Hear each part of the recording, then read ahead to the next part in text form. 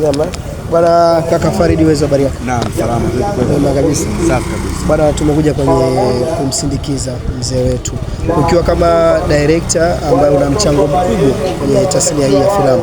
Kwanza kabisa nataka kufahamu kutoka kwako namna ambavyo ulikuwa unafahamiana na mzee. Kwanza sijui niseme mzee nimetoka naye mbali sana. Toka naanza kuingia kwenye industry, ni mzee ambaye alikuwa ananielimisha, ananipa mwongozo kwenye industry, kwenye sanaa. Mwanangu fanya hivi. Kwa hiyo ni mtu yani ni mtu wangu kabisa. Takriban yani ni miaka mingi sana nimefanya naye na ni kazi nyingi sana nimefanya. Ukiwa na maana mzee ni miongoni mwa watu wa mwanzoni kabisa kuanza kushirikiana nao. Yani ni watu wa mwanzo ambao wao pia wamenisaidia mimi kunilea kwenye sanaa. Yani kunipa mwongozo, unatakiwa ufanye nini, uishi vipi, kwenye industry kuna hichi matatizo yake hivyo.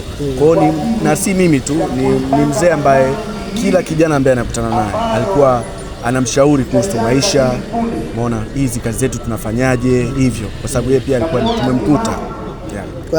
Ni moment ipi ambayo unaikumbuka pengine labda kwa mara ya kwanza unakutana na mzee au katika kazi? Mara ya mwisho nimekutana naye wiki iliyopita hii. Kuna kazi nilikuwa nafanya naye, na hiyo kazi nilikuwa nafanya naye ni kazi ya director Mtitu, umeona na alikuwa bado hajamaliza siku ambayo tunashuti. Siku ya mwisho ilitokea matatizo ya mvua, kwa hiyo sisi tukashindwa kuimaliza.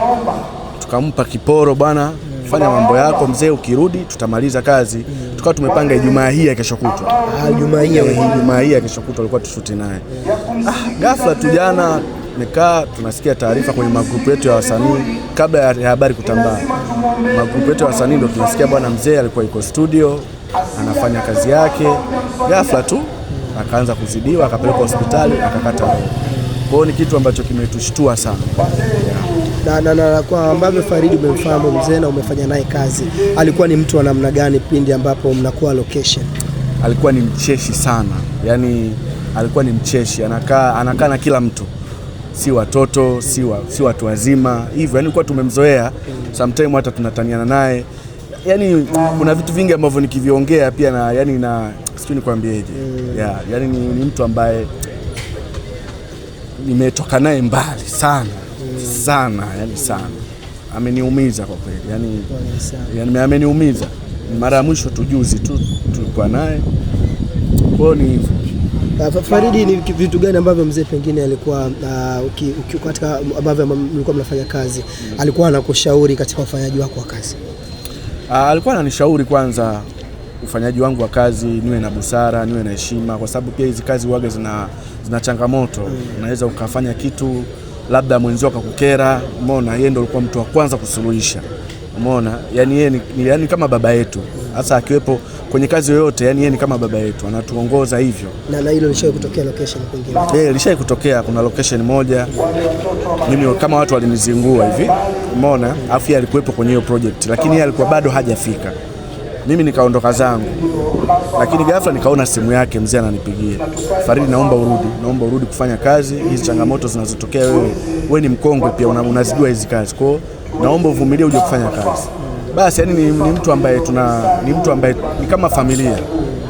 Na kwa namna ambavyo mzee ameingia kwenye tasnia, ni baadhi ya vitu gani ambavyo kiviangalia Farid unasema hapa mzee kuna namna ambavyo alifanya kubadilisha pengine upepo? Yani kwanza mzee alipoingia, yani ni msanii wa kwanza kwenda kushuti nje ya nchi, unaona, kuvuka mipaka. Unaona kuna marehemu Kanumba, lakini yeye pia ni mtu ambaye pia alivuka mipaka, akaionyesha industry yetu kwamba ipoje. Kwa hiyo ni mtu ambaye yuko vizuri kwenye event. Tumepoteza kitu kikubwa sana. Ni kipaji kikubwa sana tumepoteza. Hii situation ambayo umeelezea kwa namna ambavyo mzee ametotoka, kwa maana yani kifo cha ghafla tunaweza tukasema hivyo. Kwako Farid, inakupa kitu gani hasa kichwani ukifikiria?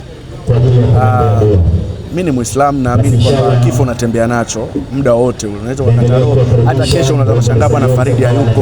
Kwa hiyo naamini katika, yani kimenifunza kitu kwamba kifo ni muda wote, yani saa yoyote, kwa sababu mzee alikuwa yuko fiti, alikuwa haumwi, umeona. Hatujasikia taarifa za kuumwa, hatujasikia taarifa labda amelazwa, umeona, na alikuwa yupo kazini. Kwa hiyo imenifundisha kitu kwamba kifo ni muda wote kifo unatembea nacho.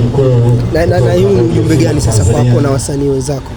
Ujumbe tunatakiwa tujue kwamba Mungu yupo, tuheshimu dini zetu, kila wakati tumuombe Mungu, tumtaje Mungu. Kwa hiyo hata siku ambayo wewe unakata roho, Mungu anakupokea kwa kheri na baraka. Kwa hiyo nawashauri hasa wana tasnia, tusiendekeze sana starehe, tusiendekeze sana bata, tumkumbuke Mungu kwa sababu kifo tunatembea nacho. Tujue kwamba kwa Mungu tutaenda kueleza nini, kwa sababu kwa Mungu kuna vitu tunataka tueleze nini tumefanya duniani. Kwa hiyo hivyo, yani tuwe kwenye dini, yani tuwe na imani.